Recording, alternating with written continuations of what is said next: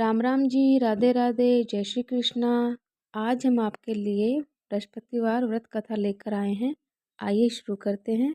प्राचीन काल में एक ब्राह्मण रहता था। वह बहुत निर्धन था। उसके कोई संतान नहीं थी। उसकी स्त्री बहुत मलिनता से रहती थी। वह स्नान नहीं करती थी, किसी देवता का पूजन नहीं करती थी। इससे ब्राह्मण देवता बड़े दुखी थे।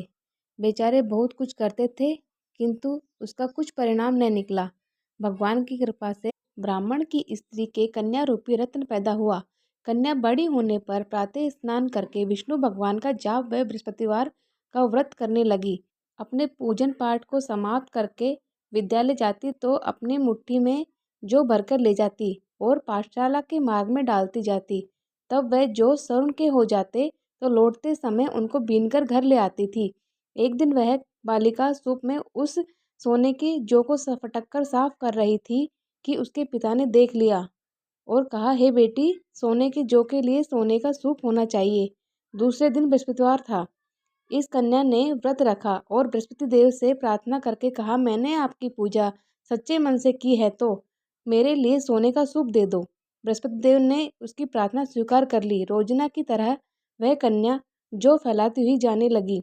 जब लौटकर जौ बीन रही थी तो बृहस्पति देव की कृपा से सोने का सूप मिला।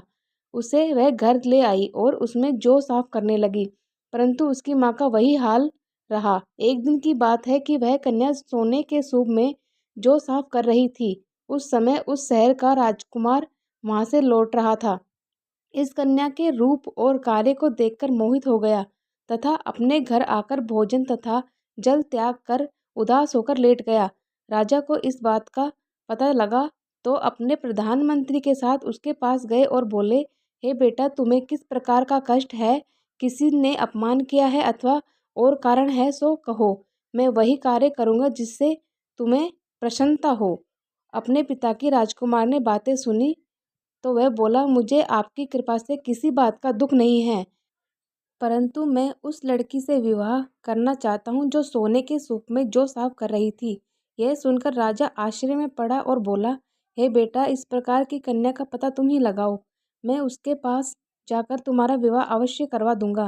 राजकुमार ने उस लड़की के घर वालों का पता बतलाया। जब मंत्री उस लड़की के घर गए और ब्राह्मण देवता को सभी हाल बतलाया, ब्राह्मण देवता राजकुमार के साथ अपनी कन्या का विवाह कराने के लिए तैयार हो गए तथा विधि विधान के अनुसार ब्राह्मण की कन्या का विवाह राजकुमार के साथ हो गया।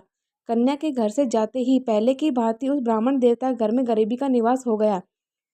अब भोजन के लिए भी अन्न बड़ी मुश्किल से मिलता था। एक दिन दुखी होकर ब्राह्मण देवता अपनी पुत्री के पास गए। बेटी ने पिता की दुखी अवस्था को देखा और अपनी माँ का हाल पूछा। तब ब्राह्मण ने सभी हाल कहा। कन्या ने बहुत सारा धन देकर अपने पिता को विदा कर दिया। इस तरह ब्राह्मण का कुछ समय सुखपूर्वक व्यतीत हो गया। कुछ दिन बाद फिर वही हाल हो गया। ब्राह्मण फिर अपनी कन्या के यहाँ गया और सारा हाल कहा तो लड़के बोली, पिताजी, आप माताजी को यहाँ ले आएं, मैं उसे विधि बता दूंगी जिससे गरीबी दूर हो जाए।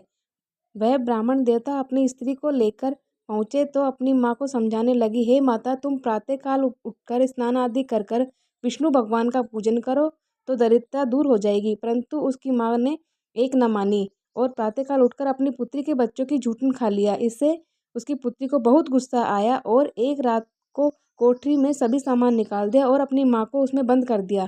प्रातःकाल उसे निकाला तथा स्नान आदि कराकर पाठ कराया तो उसकी माँ की बुद्धि ठीक हो गई और और फिर प्रत्येक बृहस्पतिवार को व्रत रखने लगी। इस व्रत के प्रभाव से उसके माँ बाप बहुत ही धनवान और पुत्रवान हो गए और बृहस्पति जी के प्रभाव से इस लोक से सुख भोगकर स्वर्ग को प्राप्त हुए। ओम नमो भगवते वासुदेवाय नमः।